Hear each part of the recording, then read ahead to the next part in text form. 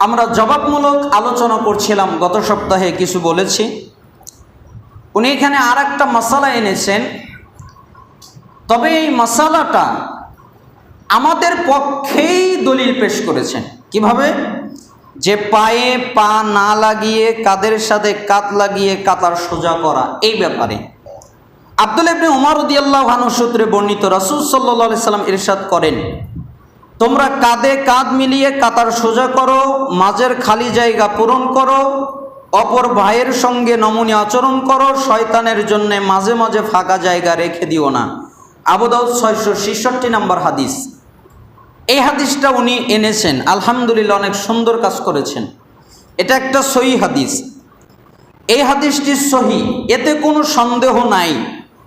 এই হাদিস দ্বারাই প্রতীয়মান হয় পায়ের সাথে পা লাগাতে হবে, কেননা মাঝের খালি জায়গা পূরণ হবে কিভাবে? যদি পায়ের সাথে পা না মিলে। পায়ের সাথে পা না মিললে মাঝখানের খালি জায়গা কি পূরণ করা সম্ভব? কখনোই সম্ভব নয়। শয়তানের জন্য মাঝখানে ফাঁকা জায়গা তখনই বন্ধ হবে যখন মুসল্লিরা টাকনুর সাথে টাকনু মিলিয়ে দাঁড়াবে। যতই কাঁধের সাথে কাঁধ মেলানো হোক না কেন, নিচের দিকে উভয় মুসল্লির মাঝে ফাঁকা থাকবেই, এই কথা আমরা বলতে পারি না। কাঁধের সাথে কাঁধ মিলাবে সম্ভব হলে, আর না হলে পায়ের সাথে পা মিলাবে। দুই দিকেই তার স্বাভাবিক অনুযায়ী সেই কাজটা করবে। হাদিসের মধ্যে এসেছে, আনাস রাদিয়াল্লাহু আনহু বলেন, নবী সাল্লাল্লাহু আলাইহি সাল্লাম দুজনের মাঝে ফাঁকা রাখতে নিষেধ করেছেন, কেননা উভয়ের মাঝে ফাঁকা রাখলে শয়তান তাতে প্রবেশ করে। 667 নম্বর হাদিস আবু দাউদে এসেছে। নোমান ইবনে বাশির রাদিয়াল্লাহু আনহু বর্ণিত হাদিসে এসেছে যে সাহাবীগণ কাঁধে কাঁধ, পায়ে পা এবং গোড়ালির সাথে গোড়ালি মিলিয়ে সালাত আদায় করতেন। আবু দাউদ 662 নম্বর হাদিসে এবং বুখারীর 725 নম্বর হাদিসে। বুখারীতে আনাস রাদিয়াল্লাহু আনহু থেকে বর্ণিত হয়েছে, আর আবু দাউদে নোমান ইবনে বাশির থেকে বর্ণিত হয়েছে যে সাহাবীরা কাঁধের সাথে কাঁধ, পায়ের সাথে পা এবং গোড়ালির সাথে গোড়ালি মিলিয়ে তারা সালাত আদায় করতেন। এই জন্য আমাদের উচিত পায়ে পা মিলিয়ে কাঁধে কাঁধ মিলিয়ে সালাত আদায় করা। আল্লাহ তাআলা আমাদের তৌফিক দান করুন। অনেক মসজিদে দেখা যায় যে মাঝখানে মনে হয় আর একজন দাঁড়ানো যাবে, আবার কোনো জায়গায় মুসিবতে পড়ে যাই, আমরা নিজেরাই সালাত আদায় করতে মুসিবতে পড়ে যাই। কিভাবে? একটা লোকের সাথে দাঁড়িয়েছি, তার তো ওই পাশে ফাঁকা আছেই, সেও এই পাশেও ফাঁকা, তা আমি যখন তার সাথে পা লাগাতে যাই সে পা সরায়, আবার যখন পা নিয়ে যাই তখন আরও পা সরায়, এভাবে চাপতে থাকে। এজন্য একজন সালাফ বলেছিলেন যে কোনো মসজিদে অথবা কোনো জায়গায় সালাত আদায় করতে যদি দেখো যে ওরা ফাঁকা আছে, তাহলে ওদের সাথে পা লাগিয়ে দিবে, ওরা নিজেরাই ফাঁকা বন্ধ করবে। কেন? আমি যদি পা লাগাই ও সরে যাবে, আরেকটু যদি লাগে আরেকটু সরবে, আরেকটু লাগালে আরেকটু সরবে, এভাবে সরতে সরতে ওই পাশের ফাঁকাই বন্ধ হয়ে যাবে। বন্ধ হবে না? হয়ে যাবে। আরেকটি মাসালা, মাগরিবের পূর্বে কোনো সুন্নাত বা মুস্তাহাব সালাত নাই। এই মর্মে তিনি একটা হাদিস এনেছেন যে আবু বুরদা বলেন, নবী সাল্লাল্লাহু আলাইহি সাল্লাম ইরশাদ করেছেন, মাগরিব ছাড়া, কি ছাড়া? মাগরিব ছাড়া প্রতি ওয়াক্তের আজান এবং ইকামতের মাঝে 2 রাকাত নামাজ রয়েছে। এটা দারাকুতনি 1040 নম্বর হাদিস। এই হাদিসটা উনি এনেছেন যে মাগরিব ছাড়া, তার মানে মাগরিবে এটা আদায় করতে পারবে না। আমরা জবাব দিচ্ছি, ইমাম বাইহাকি রহিমাহুল্লাহ বর্ণনা করেছেন, হাদিসটি হায়ান ইবনে উবাইদুল্লাহ বর্ণনা করেছেন আব্দুল্লাহ ইবনে বুরাইদা হতে। তিনি সনদে ভুল করেছেন। তিনি যে বাড়তি অংশ মাগরিব ব্যতীত অংশটুকু এনেছেন তার সমর্থক কোনো বর্ণনা পাওয়া যায় না। তার মানে এই হাদিস বিশুদ্ধ না, এর ভিতরে অতিরিক্ত শব্দ যোগ করা হয়েছে। সেটা কি? মাগরিব ব্যতীত। এটা কোনো নির্ভরযোগ্য এবং কোনো বিশুদ্ধ বর্ণনার ভিতরে এই পদ্ধতি এবং এই মর্মে কোনো হাদিস পাওয়া যায় না। তাহলে কি করতে হবে? সঠিক উত্তর হলো আব্দুল্লাহ ইবনে মুগাফফাল হতে বর্ণিত, তিনি বলেন রাসূল সাল্লাল্লাহু আলাইহি ওয়াসাল্লাম বলেছেন, বাইনা কুল্লি আযানাইনি সালাতুন সালাসান লিমান শাআ, প্রত্যেক আযান এবং ইকামতের মাঝে সালাত রয়েছে। এটি তিনি 3 বার বলার পর বললেন, যার মন চায় সে পড়বে। এখানে কিন্তু রাসূল সাল্লাল্লাহু আলাইহি সাল্লাম উল্লেখ করে নাই, কোনো ওয়াক্তের কথা উল্লেখ করেন নাই। তিনি বলেছেন প্রত্যেক সালাতের আযান এবং ইকামাত এর মধ্যে কি আছে? সালাত আছে। এটি রয়েছে বাইহাকির কুবরা 4171 এবং 72 নম্বর হাদিস, আর এটি সহিহ বুখারীর হাদিসও। এর বিশুদ্ধতা নিয়ে প্রশ্নই আসে না। দ্বিতীয় হাদিস, নবী সাল্লাল্লাহু আলাইহি সাল্লাম সরাসরি আদেশ করে বলেছেন, তোমরা মাগরিবের সালাতের পূর্বে সালাত আদায় করো। এখানে কি আর কোনো অস্পষ্টতা আছে? তোমরা মাগরিবের সাল্লু ক্বাবলা সালাতিল মাগরিব, তোমরা মাগরিব সালাতের আগে পূর্বে সালাত আদায় করো। কালা, তখন রাবী বলেন, তৃতীয়বারে তিনি বললেন, যার মন চায় সে পড়বে। এভাবে তিনি আরো বললেন, যেন লোকেরা একে অপরিহার্য রীতি মনে না করে, এটাকে কঠোর, এটাকে একদম ওয়াজিব সুন্নাতের চেয়ে বেশি গুরুত্বপূর্ণ ফরজ যেন মনে না করে। এই জন্য রাসূল সাল্লাল্লাহু আলাইহি সাল্লাম হালকাভাবে বললেন, যে চায় সে পড়বে। আর কি বললেন? তোমরা মাগরিবের পূর্বে সালাত আদায় করো। আসর থেকে মাগরিব পর্যন্ত তো সালাত আদায় করা নিষেধ, তবে রাসূল সাল্লাল্লাহু আলাইহি সাল্লাম পড়তেন 2 রাকাত, এই মর্মে প্রমাণ পাওয়া যায়। ওটা রাসূলের জন্য খাস। তবে আমাদের উম্মতের জন্য আসর এবং মাগরিব এর মাঝখানে যে কোনো সালাত আদায় করা নিষেধ। তবে যদি সালাত কাজা হয়ে যায় ওইটা পড়া যাবে, অথবা সে যদি মসজিদে ঢোকে দুখুলুল মসজিদ, তাহলে ওইটা পড়া যাবে, এতে কোনো নিষেধাজ্ঞা নেই। এই জন্য রাসূল সাল্লাল্লাহু আলাইহি সাল্লাম বলেছেন, মাগরিবের আগে সালাত আদায় করে। এর অর্থ কি? আযান এবং ইকামত এর মধ্যে তোমরা সালাত আদায় করো। আনাস ইবনে মালিক হতে বর্ণিত, মুয়াজ্জিন যখন আজান দিতেন তখন নবী সাল্লাল্লাহু আলাইহি সাল্লাম সাহাবীদের মধ্যে অনেকেই তড়িঘড়ি করে মসজিদের খুঁটির কাছে ছুটে যেতেন এবং নবী সাল্লাল্লাহু আলাইহি সাল্লাম বের হওয়ার আগ পর্যন্ত মাগরিবের পূর্বে 2 রাকাত সালাত আদায় করতেন। মাগরিবের পূর্বে মানে মাগরিবের মূল সালাতের আগে 2 রাকাত সালাত আদায় করতেন। আব্দুল্লাহ মুজানি হতে বর্ণিত, তিনি বলেন রাসূল সাল্লাল্লাহু আলাইহি সাল্লাম বলেছেন, তোমরা মাগরিবের পূর্বে 2 রাকাত সালাত আদায় করবে। অতঃপর তিনি বললেন, যার মন চায় সে মাগরিবের সালাতের পূর্বে 2 রাকাত সালাত পড়বে। লোকেরা যেন একে অপরিহার্য রীতি মনে না করে সে আশঙ্কায় তিনি এমনটা বলেছেন। যার মন চায়, আবু দাউদ 1281 নম্বর হাদিস। আনাস রাদিয়াল্লাহু আনহু থেকে বর্ণিত, তিনি বলেন, আমি রাসূল সাল্লাল্লাহু আলাইহি সাল্লামের জামানায় মাগরিবের সালাতের আগে 2 রাকাত সালাত আদায় করতাম। কার জামানায়? রাসূল সাল্লাল্লাহু আলাইহি সাল্লামের জামানায়। রাবী বলেন, আমি আনাসকে জিজ্ঞেস করলাম, তোমাদের কি রাসূল সাল্লাল্লাহু আলাইহি সাল্লাম দেখেছিলেন? তোমরা যে মাগরিবের সালাতের আগে 2 রাকাত সালাত আদায় করলে, এইটা কি রাসূল দেখেছিলেন? তখন তিনি বললেন, হ্যাঁ, তিনি আমাদেরকে দেখেছেন, কিন্তু তিনি আমাদেরকে কোনো আদেশও করে নাই, আমাদেরকে কোনো নিষেধও দেয় নাই। আমাদেরকে মানে শক্তভাবে এসে বলে নাই পড়ো, আবার আমাদেরকে বলেও নাই যে পড়ো না। তার মানে এটা ওই আগের হাদিস অনুযায়ী হয়, যার মন চায় সে পড়বে। তাহলে কি মাগরিবের আজান এবং ইকামাত এর মধ্যে কি সালাত আদায় করা যাবে না? যাবে না? যাবে। যার মন চায় সে পড়বে। আল্লাহ সুবহানাহু ওয়া তাআলা আমাদেরকে এই সুন্নাতের উপরে আমল করার তৌফিক দান করুন। এরপরে আরেকটা বিষয় হচ্ছে যে বিতির নামাজ 3 রাকাত পড়া। এই শিরোনামে বুখারীর একটি প্রসিদ্ধ হাদিস পেশ করে উনি উল্টা ব্যাখ্যা করেছেন। আবু সালামা ইবনে আব্দুর রহমান হযরত আয়েশা সিদ্দিকা রাদিয়াল্লাহু আনহার, মানে উনি হযরত লিখছেন তা আমরা বলতেছি, কাছে জিজ্ঞেস করলেন, রমজানুল মুবারকে নবী সাল্লাল্লাহু আলাইহি ওয়াসাল্লামের নামাজ কেমন ছিল? উত্তরে তিনি বললেন, রমজান এবং রমজানের বাইরে তিনি 11 রাকাতের অধিক নামাজ পড়তেন না। প্রথমে 4 রাকাত পড়তেন, তার সৌন্দর্য দীর্ঘতা এত আমাকে বর্ণনা করতে বলো না।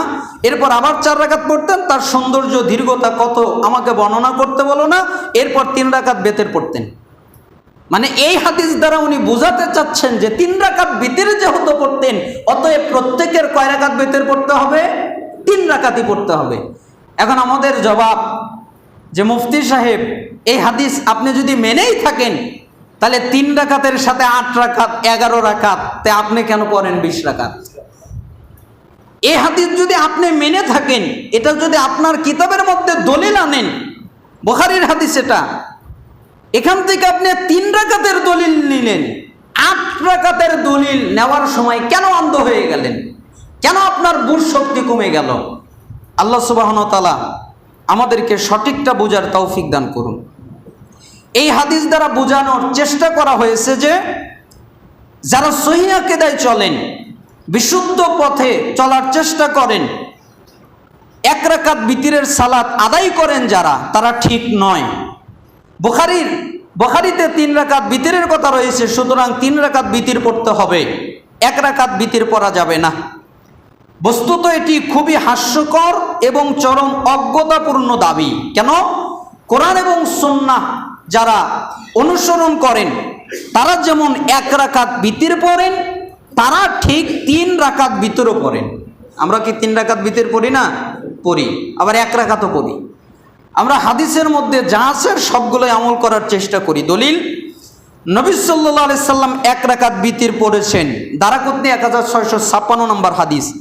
হানাফি মুহাক্কিক আলেমে দিন আল্লামা নিমাবি রাহিমাহুল্লাহ বলেছেন এর সনদ সহিহ। উসমান রাদিয়াল্লাহু আনহু 1 রাকাত বিতির পড়তেন, দারাকুতনি 1657 নম্বর হাদিস।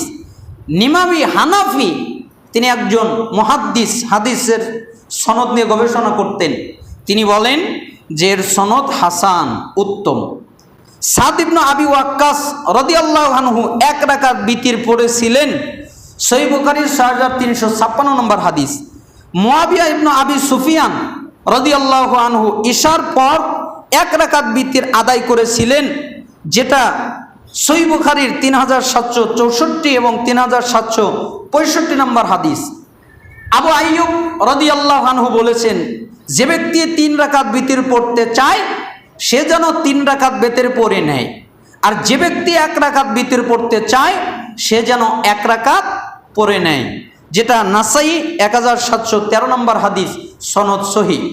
উমর রাদিয়াল্লাহু আনহুর ছেলে 1 রাকাত বিতির পড়েছিলেন, বাইহাকি সুনানুল কুবরা 2য় খণ্ডের 27 পৃষ্ঠা, সনদ সহিহ।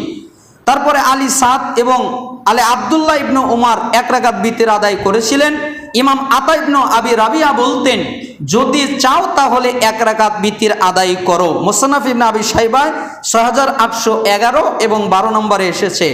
নবী সাল্লাল্লাহু আলাইহি সাল্লাম ফজর হয়ে যাওয়ার আশঙ্কা থাকলে 1 রাকাত বিতির পড়ে নিতে বলেছেন, যেটা বুখারীর 472, 473, 990, 993, 995, 1137, অর্থাৎ 6টা হাদিসের মধ্যে রাসূল সাল্লাল্লাহু আলাইহি সাল্লাম বুখারীর মধ্যেই বলেছেন যে ফজর হয়ে যাওয়ার আশঙ্কা হলে 1 রাকাত বিতির পড়ে নাও। তার মানে 1 রাকাত বিশুদ্ধ হাদিস দ্বারা প্রমাণিত এবং সাহাবায়ে কেরামও আদায় করতেন। এবার আমাদের ফয়সালা হলো, যার মনে চায় 1 রাকাত পড়বে, যার মনে চায় 3 রাকাত পড়বে। এতে কোনো অসুবিধা আছে? দুটাই বিশুদ্ধ হাদিস দ্বারা প্রমাণিত। তবে 3 রাকাতের ক্ষেত্রে মাগরিবের মতো করা যাবে না। মাগরিবের মতো মানে মাঝখানে কোনো বৈঠক হবে না। মাঝখানে কি হবে না? বৈঠক হবে না। 3 রাকাত পড়লে একাধারছে 3 রাকাত, বৈঠক ছাড়া। 5 রাকাত পড়লে একাধারছে 5 রাকাত, বৈঠক ছাড়া। 7 রাকাত পড়লে একাধারছে 7 রাকাত, বৈঠক ছাড়া। 9 রাকাত পড়লে 8 রাকাত পড়ে বৈঠক করে ডানে বামে সালাম ফিরিয়ে এরপরে আবার 1 রাকাত পড়া, অথবা 2 রাকাত করে পরে পরে সালাম ফিরিয়ে পরবর্তীতে 1 রাকাত পড়া। এইভাবে 9 পড়া, এইভাবে 11 পড়া। আল্লাহ সুবহানাহু ওয়া তাআলা আমাদের তৌফিক দান করুন। এখানে আরেকটা মাসালা, যদিও বা এটা আমাদের কাছ থেকে চলে গেছে, তারপরে বছরে 2 দিন আসে ঈদ। ঈদের অতিরিক্ত তাকবীর নিয়ে উনি একটা হাদিস পেশ করেছেন। সাঈদ ইবনুল আস এবং আবু মুসা আশআরী এবং হুযায়ফা ইবনে ইয়ামান তিনজন মিলে বর্ণনা করেছেন যে রাসূল সাল্লাল্লাহু আলাইহি ওয়াসাল্লাম ঈদুল আযহা এবং ঈদুল ফিতরের নামাজ প্রত্যেক রাকাতে কয় তাকবীর করতেন। উত্তরে আবু মুসা বললেন জানাজার নামাজের মতো 4 তাকবীর বলতেন। প্রথম রাকাতে তাকবীরে তাহরিমা, দ্বিতীয় রাকাতে রুকুর তাকবীর সহ। হুযায়ফা আবু মুসা আশআরীর কথার সত্যতা করেন, তিনি সত্য বলেছেন।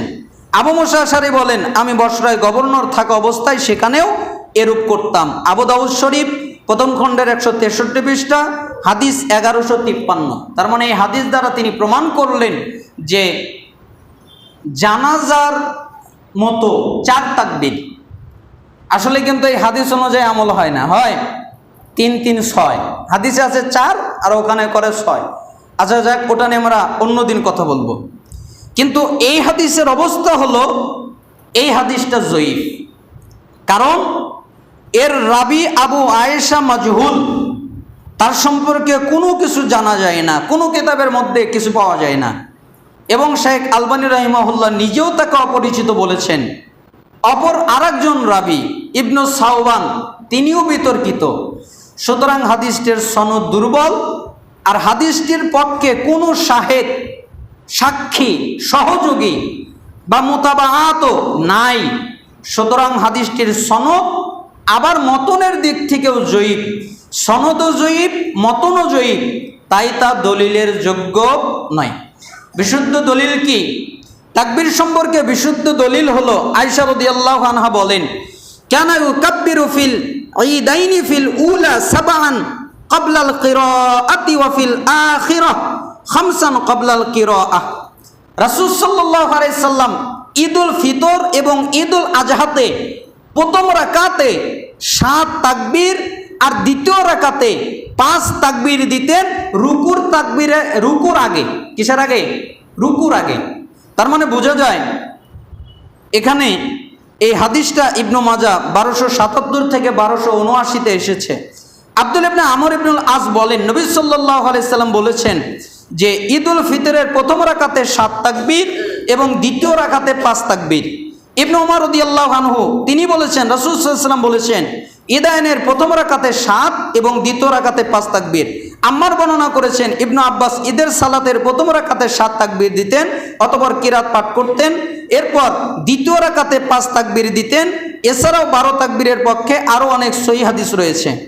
তার মানে 12 তাকবীরের হাদিসগুলো সহিহ প্রমাণিত হয়েছে। এই জন্য 12 তাকবীরে ঈদের সালাত আদায় করতে হবে রুকুর আগেই। রুকুর আগে বলতে এখানে একটা অর্থ হলো রুকু দেওয়ার আগেই নেয়, আগে, অনেক আগে। তার মানে তাকবীর দিবে, এরপরে কিরাত পাঠ করবে, এরপরে সে রুকু করবে। তার মানে প্রথমে এখানে আরেকটা মাসআলা মনে রাখা ভালো হবে যে কেউ কেউ প্রথমে তাকবীরে তাহারিমা সহ 7 তাকবীর ধরেন। এটা সৌদি আরবে ইমামরা মসজিদে হারামে, মসজিদে নববীতে যে প্রথমে তাকবীরে তাহরিমা সহ 7 তাকবীর গণনা করা হয়। আবার বিভিন্ন জায়গায় আমরা তাকবীরে তাহরিমা সারা 7 তাকবীর গণনা করি, দুইটাই বৈধ, এতে কোনো অসুবিধা নাই। এখানে হাদিস রয়েছে, দুইটার পক্ষেই হাদিস রয়েছে। এজন্য কেউ তাকবীরে তাহরিমা সহ গণনা করতে পারেন, আবার তাকবীরে তাহরিমা ছাড়াও গণনা করতে পারেন। তাহলে কয় তাকবীরে ঈদের সালাত আদায় করতে হবে? 12 তাকবীরে। প্রথম রাকাতে 7 তাকবীর, দ্বিতীয় রাকাতে 5 তাকবীর। আল্লাহ সুবহানাহু ওয়া তাআলা আমাদেরকে 12 তাকবীরে ঈদের সালাত আদায় করার তৌফিক দান করুন। আরেকটা বিষয়, আমিন অনুচ্চ স্বরে তিনি একটা হাদিস এনেছেন এবং প্রমাণ হিসেবে তিনি বলেছেন যে জোরে আমিন বলা যাবে না, আমিন বলতে হবে আস্তে। আমরা সময়ের কারণে এখানে সংক্ষিপ্ত করছি, শুধুমাত্র জবাবে বলছি। এর জবাব হলো আবু হুরায়রা রাদিয়াল্লাহু আনহু বলেন রাসূল সাল্লাল্লাহু আলাইহি সাল্লাম বলেছেন ইযা আম্মানাল ইমাম ফাআমিনু ফাইন্নাহু মান ওয়াফাকা তামিনুহু তামিনাল মালাইকা গুফিরা লাহু মা তাকদ্দামা মিন যামবি। ইমাম যখন আমিন বলে তখন তোমরা আমিন বলবে, কেননা যার আমিন বলে ইমামের আমিনের সাথে মিশে যাবে তার পূর্বের যত গুনাহ আছে আল্লাহ ক্ষমা করে দিবেন। যেটা সহিহ বুখারীর 780 নম্বর হাদিস। এই হাদিস দ্বারা সালাফরা বুঝেছেন যে ইমাম মুক্তাদি সবাই জোরে আমিন বলবে। নুআইম আল মুজমির হতে বর্ণিত, তিনি বলেন, আমি আবু হুরায়রার পিছে সালাত পড়েছি, অতঃপর তিনি বিসমিল্লাহির রহমানির রহিম পাঠ করতেন, অতঃপর তিনি সূরা ফাতিহা পাঠ করতেন। যখন তিনি গায়রিল মাগদুবি আলাইহিম ওয়ালাদ-দাল্লিন পড়তেন তখন আমিন বলতেন এবং লোকেরাও আমিন বলতেন। এটা সুনানে নাসাই আল মুজতাবা 905 নম্বর হাদিসের মধ্যে এসেবে। সুনানে নাসাই এটা না, সুনানে নাসাইর ইমাম নাসাইর লেখা আরেকটা কিতাব আছে আল মুজতাবা, তার ভিতরে 905 নম্বর এসেছে। আবু হুরায়রা থেকে বর্ণিত, তিনি বলেন, রাসূল সাল্লাল্লাহু আলাইহি ওয়াসাল্লাম যখন উম্মুল কোরআন সূরা ফাতিহা হতে অবসর হতেন, মানে পাঠ করা সমাপ্ত করতেন, তখন তার আওয়াজকে অনেক উঁচু করতেন এবং তিনি বলতেন আমিন, মানে উঁচু করে আমিন বলতেন। সহিহ ইবনে হিব্বান 1803 নম্বর হাদিস। হুযায়ফা ইবনে আদি আলী রাদিয়াল্লাহু আনহু থেকে বর্ণনা করেছেন, তিনি বলেছেন, আমি রাসূল সাল্লাল্লাহু আলাইহি ওয়াসাল্লাম থেকে শ্রবণ করেছি, যখন তিনি ওয়ালাদ-দাল্লিন বলতেন তখন আমিন জোরে বলতেন, যেটা সুনান ইবনে মাজাহ 854-তে এসেছে, আরও অনেক জায়গায় এসেছে। ইবনু উম্মুল হুসাইন হতে বর্ণিত, তিনি তার দাদি থেকে বর্ণনা করেছেন, আমি নবী করিম সাল্লাল্লাহু আলাইহি সাল্লামকে মালিক ইয়াউমিদ্দিন পড়তে শুনেছি, এমনকি যখন তিনি ওয়ালাদ-দাল্লিন পর্যন্ত পৌঁছলেন তখন বললেন আমিন। মুজাম্মু আবু ইয়ালা 313 নম্বর হাদিস, হাসান লিজাতিহি, হাদিসের মান সহিহ হাদিস। তার মানে রাসূল সাল্লাল্লাহু আলাইহি সাল্লাম জোরে আমিন বলতেন। এমনকি হাদিসের মধ্যে এসেছে যে আমিন জোরে বলা এবং সালাম দেওয়া, এই দুইটাকে সবচেয়ে বেশি হিংসা করে ইহুদিরা। এই জন্য ইহুদিদের স্বভাব আমাদের মধ্যে আনা যাবে না। আমরা সবাই ইমামের পিছনে সালাত আদায় করার সময় ইমাম যখন আমিন বলেন তখন আমরাও আমিন বলবো। কেন? আমাদের সমস্ত গুনাহ আল্লাহ ক্ষমা করে দিবেন। আমিন বললে আল্লাহ কি করবেন? সমস্ত গুনাহ ক্ষমা করবেন। দলিল বুখারীর 780 নম্বর হাদিস। আমি মাঝে মধ্যে বলি, আমাকে একজন বলেছিলেন যে আমিন না বললে সমস্যা কি? আমি বলেছি, না বললে তো সমস্যা নাই, আপনার তো গুনাহই নাই। গুনাহ আছে? আপনার তো গুনাহও নাই, এই জন্য আপনার গুনাহ ক্ষমা করার দরকারও নাই, তাই আপনি আমিন বলেন না। আপনার গুনাহও নাই, ক্ষমা করারও দরকার নাই। ওই যে এক আহম্মক মিডিয়াতে বললো না যে আমি আল্লাহর কাছে কিছু চাই না। কেন? আল্লাহর কাছে আমি ক্ষমা চাই না, আমার গুনাহ নাই। এই জন্য যার গুনাহ নাই তার আর ক্ষমা চাওয়ার তো দরকার নাই। কিন্তু আমাদের গুনাহ আছে না, আপনারা কি বলেন? আমাদের গুনাহ আছে না নাই? যেহেতু আমাদের গুনাহ আছে সেহেতু আমাদের গুনাহ ক্ষমা করাটা দরকার যে কোনো উপায়ে। আর রাসূল সাল্লাল্লাহু আলাইহি সাল্লাম যেহেতু বলেছেন আমিন বললে গুনাহ ক্ষমা হয়ে যায়, অতএব